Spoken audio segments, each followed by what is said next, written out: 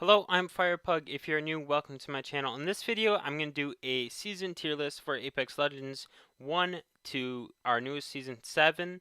And we're going to go in chronological order. Let's get started right away with season 1. I'm going to put in the D tier.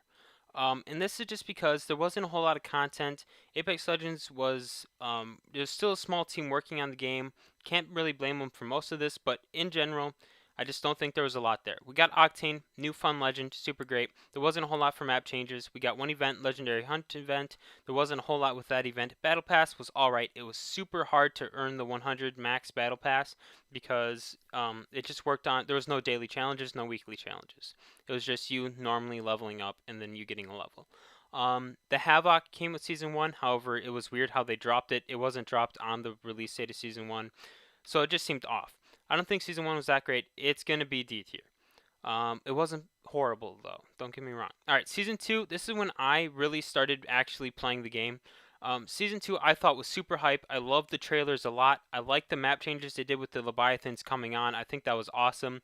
I miss bridges and cascades, but you know what? It was cool to see Leviathans come on the map. I like how they brought in Watson with ranked because I think Watson works very well with just high ranked metas and also pro play because we still see Watson as a popular choice in our ALGS tournaments. So those things went hand in hand very well, and we finally got ranked, so that was also very big. They made improvements to the Battle Pass, which was wonderful, and I like the Battle Pass just cosmetics more than Season 1's just a little bit. That's just my personal opinion on that. Season 3 was huge. It's going to be S tier. Season 3 is probably one of the biggest seasons of Apex Legends, if not the biggest season. We got Crypto, we got the Charge Rifle, which was really annoying off drop, and we also got, of course, huge World's Edge. Those are sort of the big highlights of this season. The Battle Pass was also fairly good. We got a lot of events packed in here. This went through the holidays, so we got our first round of Halloween and Christmas events, and those were really the biggest of this whole season. It was a longer season. We got the Grand Soiree at the end, and the hype leading into Season 4 was pretty great. Now, I think Season 4 is a little bit underrated, but I also don't think Season 4 was a very good season. I'm going to put Season 4 in the C tier, just above Season 1. Season 4, it launched not so good. I wish Revenant was a little bit stronger. I liked the Sentinel. I still like the Sentinel. I'm glad they added that. I think the map changes they made were mostly good. I also liked the hype leading into it, Forge and Revenant. That was super cool. And we have the System Overdrive. We had Bloodhound Town Takeover. Both of those were pretty fun to play. We also got Kings Canyon back. We finally got to play Kings Canyon again. And believe it or not, a lot of the community actually liked Kings Canyon more than World's Edge at this time. I know it's hard to believe. And it was the first time we got to play since Season 3. We also got duos and trios permanent, so this was a pretty big season actually. This is when we got those things. Alright, so Season 5, I'm going to put in B tier, right above Season 4. I think Season 5, although it was sort of the start of quarantine, kind of tough on the team, it turned out pretty well. I loved the quest a lot. It was cool how we got to see both the lore through reading those little dialogue strips and also experiencing the quests in game for ourselves. Loba came out pretty well. I think the changes to Kings Canyon were good. Other than I miss Skull Town, I wish they didn't do that. But you know, it's the way it is. We can't change it. No new weapon with this season, but it was still a very fun season. Next, we're gonna have Season 6. I'm gonna put that in C tier, right next to Season 4. Honestly, Season 6, it launched pretty bad.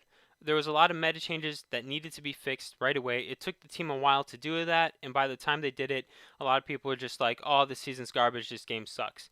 But I think Season 6 wasn't horrible. Once they got those things fixed, it was not too bad to play.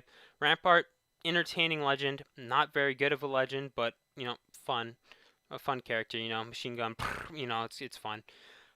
But overall, Season 6, it's just average. I'm glad they added the Volt, some good SMG meta there. But again, it's too bad they didn't fix those meta changes before the season dropped.